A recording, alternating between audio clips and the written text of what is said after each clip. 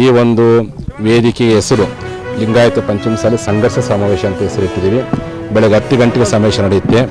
ನಮ್ಮ ಜಿಲ್ಲಾಧಿಕಾರಿಗಳು, ರಾಜ್ಯದ ಮುಖ್ಯಮಂತ್ರಿಗಳು ನಮ್ಮೆಲ್ಲರ ಹೋರಾಟಕ್ಕೆ ಮಣಿದು ಅಧಿವೇಶನದಲ್ಲಿ ಮುಖ್ಯಮಂತ್ರಿಗಳು ಒಪ್ಪಿಗೆ ಕೊಟ್ಟಿದ್ದಾರೆ. ನಮ್ಮ ಹತ್ರ ಬಂದು ಸ್ವತಃ ಜಿಲ್ಲಾಧಿಕಾರಿಗಳು, ನಗರ ಆಯುಕ್ತರು ಮತ್ತು ಜಿಲ್ಲಾ ಪೊಲೀಸ್ ವರಿಷ್ಠಾಧಿಕಾರಿಗಳು ಬಂದು ಒಪ್ಪಿಗೆ ಸೂಚಿಸಿದ್ದಾರೆ.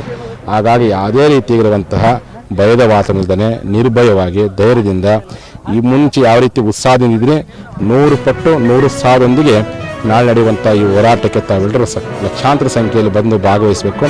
ಟೊಯೋಟಾ ಶೋರೂಮ್ ಇದೆಯಲ್ಲ, ಟೊಯೋಟಾ ಶೋರೂಮ್ ಹಿಂಭಾಗದಲ್ಲಿಯೇ ಈ ಒಂದು ವೇದಿಕೆ ಭಾಳ ಎತ್ತರ ಪ್ರದೇಶದಲ್ಲಿ ಕೊಂಡಸ್ಕೊಪ್ಪ ಅಂತ ಏರಿಯಾ, ಇದೇ ಪ್ರದೇಶದಲ್ಲಿ ವೇದಿಕೆ ಮಾಡಲಾಗ್ತಿದೆ.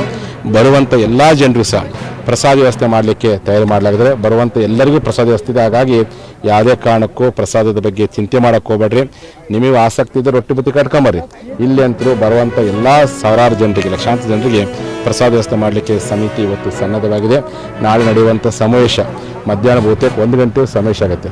ಅಷ್ಟರೊಳಗಾಗಿ ರಾಜ್ಯದ ಮುಖ್ಯಮಂತ್ರಿಗಳು ಈ ಸಮಾಜದ ಹಕ್ಕೊತ್ತಾಯವಾಗಿರ್ತಕ್ಕಂಥ 2A ಮೀಸಲಾತಿಯನ್ನು ಮತ್ತು ಈ ಸಮುದಾಯದ ಹಕ್ಕೊತ್ತಾಯವಾಗಿರ್ತಕ್ಕಂಥ ಸೆಂಟ್ರಲ್ OBC ಶಿಫಾರಸು ಆದೇಶ ಪತ್ರವನ್ನು ಎರಡನ್ನೂ ತೆಗೆದುಕೊಂಡ್ಬಿಟ್ಟು ವೇದಿಕೆಯಲ್ಲಿ ಒಪ್ಪಿಸಿದ್ದೇ ಆದರೆ ಹೈದರಾಬಾದಿನ ತಂದಿರತಕ್ಕಂಥ ಮುತ್ತಿನ ಹಾರವನ್ನು ರಾಜ್ಯದ ಮುಖ್ಯಮಂತ್ರಿಗಳಿಗೆ ಮತ್ತು ಉಪಮುಖ್ಯಮಂತ್ರಿಗಳು ಹಾಕಿ ಅಭಿನಂದಿಸ್ತೀವಿ.